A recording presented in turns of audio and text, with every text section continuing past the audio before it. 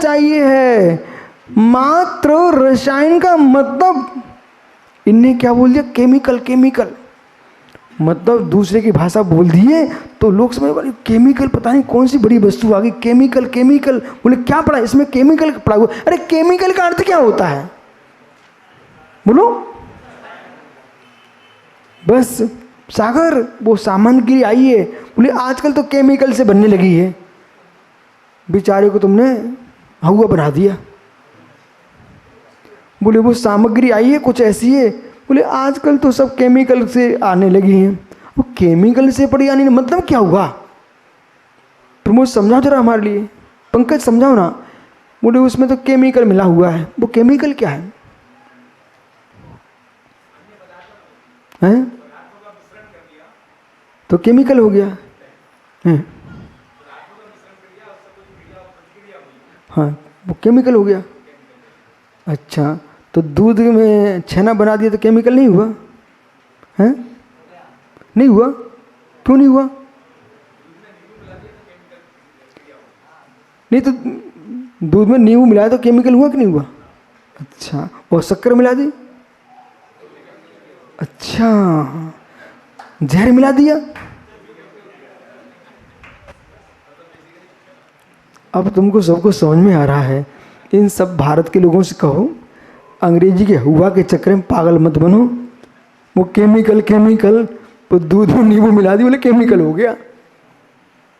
हुआ कि नहीं हुआ ना? ऐसे ही भगवान कपड़े पहने बैठा केमिकल हो गया। बेचारे को पता ही नहीं क्या हो गया। अभी कपड़ा जैसे लाल पहनाए, बच्चा एक विद्यार्थी था ब्रह्मचारी, उसकी संज्ञा बदल गई, भट्टा रख हो गया, केमिकल हो गया। हुई नहीं प्रक्रिया? ये सब युवा लोग बैठे हुए बढ़िया जीन्स पैंट शर्ट घूमते थे, कपड़े उतरवा दिए, दिगंबर मुनि हो गए, संज्ञा बदल गई, केमिकल हो गया। हो तुमने केमिकल को हुआ कैसे बना के रखा?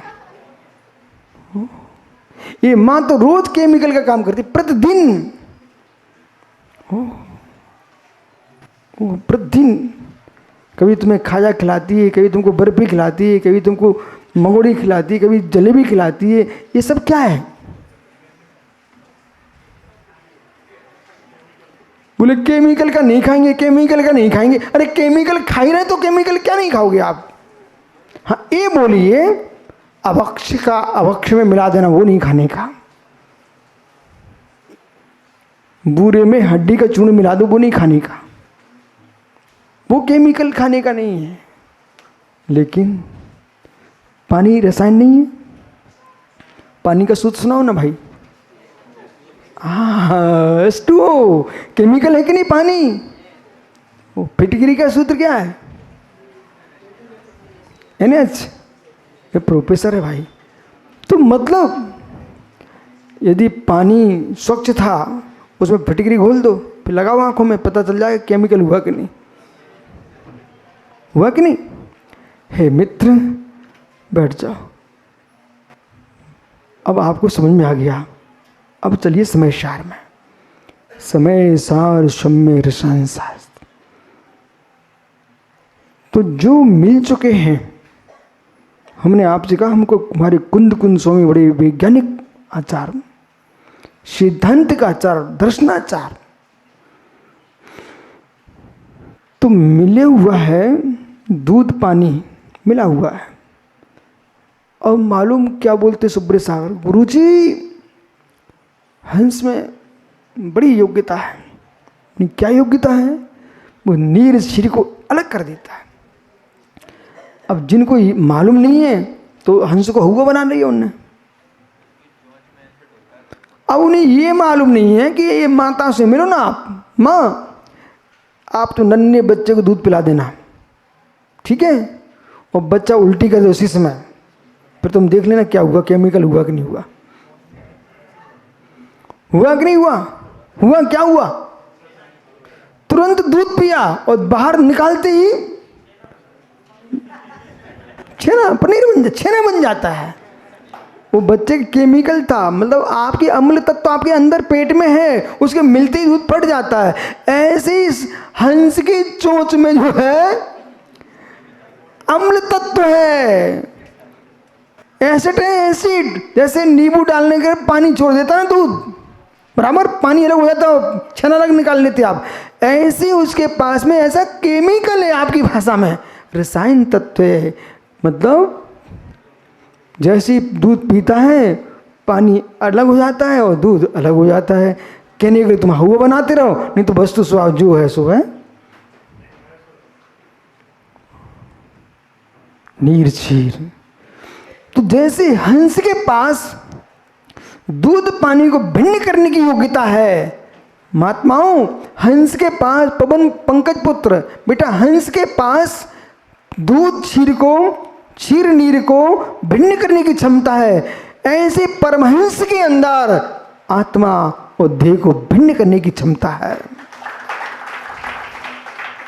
हंस पक्षी होता है और परमहंस साधु होता है। हंस पक्षी होता है, ये सब परमहंस लोग हैं। साधु परमहंस होता है, इसलिए मालूम अहो हिंसात्मन। निजात रंगणी में सब जगह मैंने ये लिख के रखा, अहो हिंसात्मन, पढ़ा ना, अहो हिंसात्मन। नीर क्षीर को हंस अलग करना जानता है, पर भावों से निज भाव को पृथक करने की क्षमता जिसमें होती है, उसका नाम हंसात्मन परम योगेश्वर है, परमहंस है, परमहंस है। अब जो तुमने मिला के रखा हुआ है वो वैसा ही है। कुंद स्वामी के पास जा रहे हैं, जो यहां पर विषय चल रहा है वैसा ही है। अब अंतर इतना है, जिसने द्विक्रियाकारत्व को एक मान लिया है, वो अज्ञानी पवन वही देखता रहता है। मैं गोरा हूँ, मैं चिकना हूँ, मैं सुंदर हूँ, तुम फंसे रहो पागल बने हाथी सा। बोले मैं अंग्रेज दिखता हूँ भारत में, ओहो हो मित्र। द्विक्रियाकारत्व।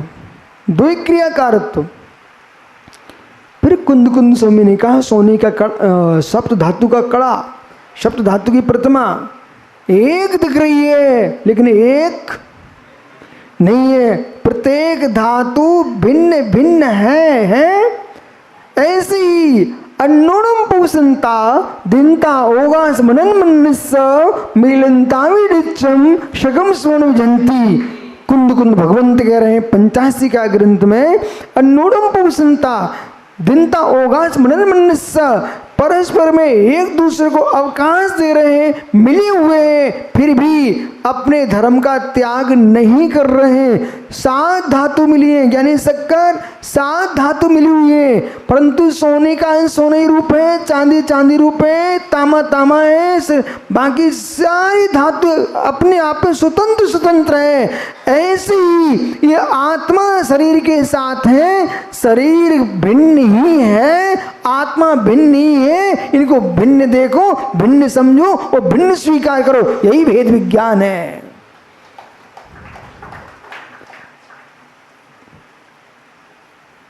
मिले में एक देख तो भी भिन्नत्व देखो। क्या है ऐसा आप नहीं करते हो? सामान मशीनें आ गई, दूध में डाल देती हैं, बोले इसमें इतना बसा है, इतना ये है, इतना ये सब बता देती मशीनें, इतना घृत है बताती ना। ये किसके बल पर? यही रसायन की क्रिया है,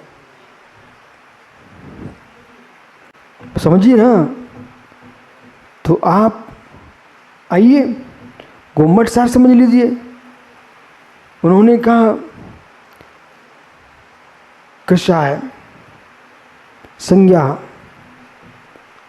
विकथा, समझ लें।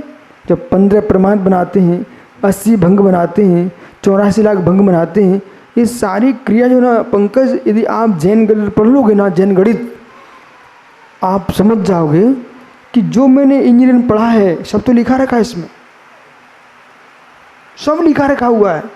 अंतर इतना है, आपने अपने गणित का विषय जो बनाया है वो बाह्य वस्तु बनाया है, और जैनाचार्यों ने अपने गणित का जो विषय बनाया है वो आध्यात्मिक क्षेत्र चुना है, सिद्धांत चुना है। लेकिन चुना कुछ भी हो, परंतु जो सिद्धांत वो तो रहेंगे कि रहेंगे। इधर देखो, प्रयोग करके देखना आप।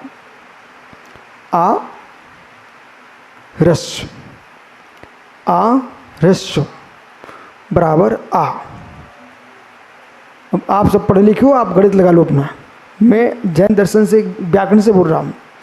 आ रस्व धन आ रस्व बराबर दीर्घ, आ रस्व धन दीर्घ बराबर दीर्घ।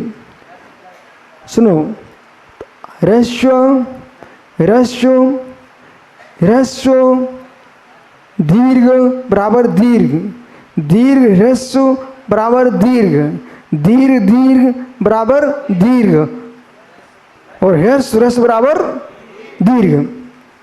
ये कोई सिद्धांत है कि नहीं? ये कोई सिद्धांत है कि नहीं? पवन पढ़े हो क्या? अच्छे पढ़े हो क्या? तो खड़े हो जाइए फिर। इस सिद्धांत को बोलना जा आप अपनी भाषा में।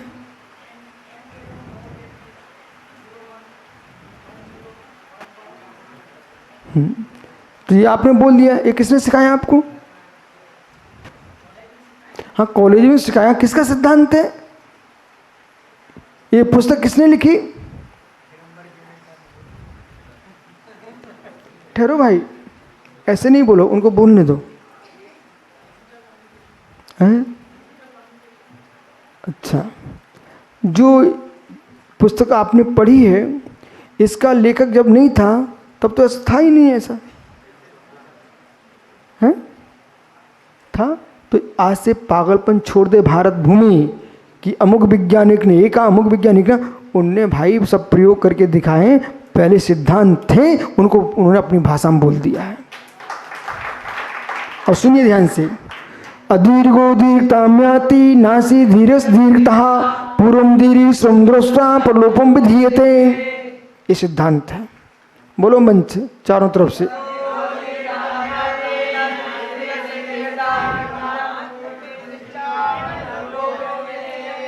सुनो, क्रमेण विप्रीतेन लघुनम लघुसा गुरुनम गुरु साधन चतुर्देति श्रवणतः।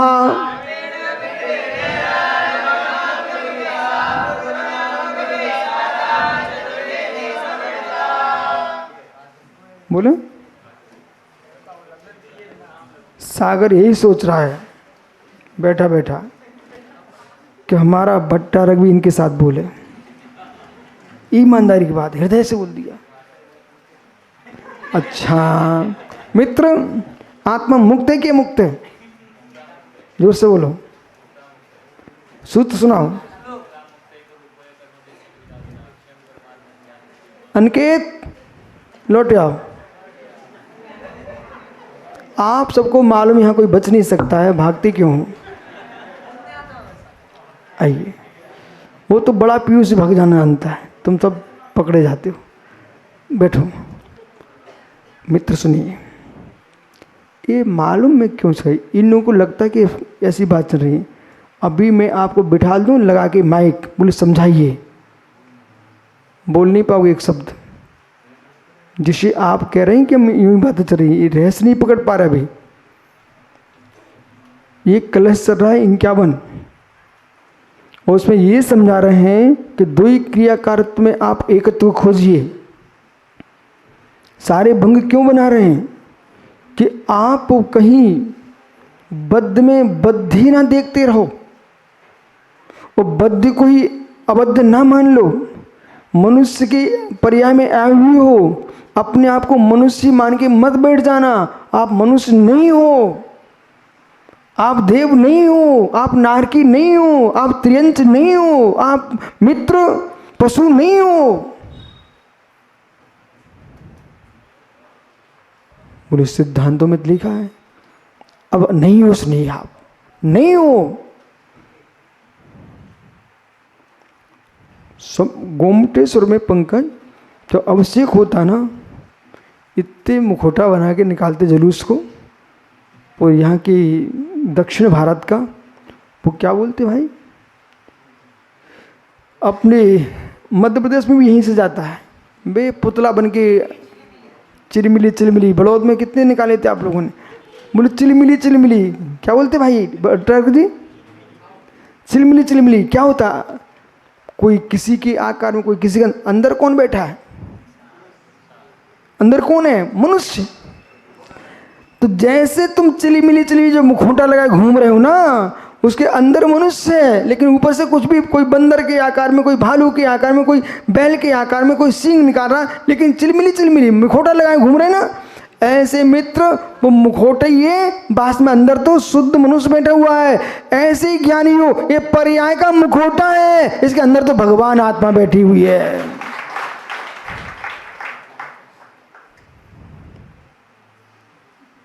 पर्याय का मुखौटा है, अंदर तो। इसलिए तुमने मुखौटा को जल्दी समझ लिया, परंतु इस मुखौटा को जल्दी समझ नहीं पा रहे हो, इसलिए देर लग रही है।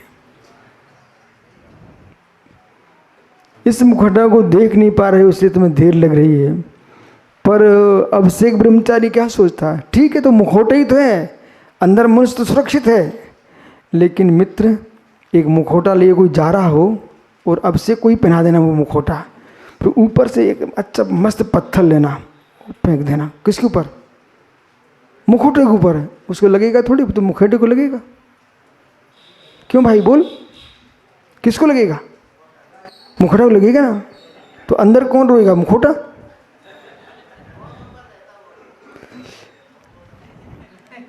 मित्र अच्छा मस्त दिया, मस्त दिया, मस्त कोई ने मिसाल पटक दिया, बोलो तुम बहुत चतुर हो। मुखौटे में मरेगा ना, उसके अंदर बैठा मनुष्य नहीं मरेगा ना, हैं मरेगा ना। ऐसे मित्र इस शरीर को ही तुम पत्थर मारोगे तो आत्मा को कोई कष्ट होगा। ये मत कहना ऐसे कि पुद्गल को मार दिया, क्योंकि हमें द्रव्यान योग भी समझना है, साथ में अहिंसा भी समझना है। ये रेंस पकड़िए आप। मुखौटों पे पटकने पर उसको पुरुष को तो नहीं लगेगा ना, लगेगा ज्ञानी।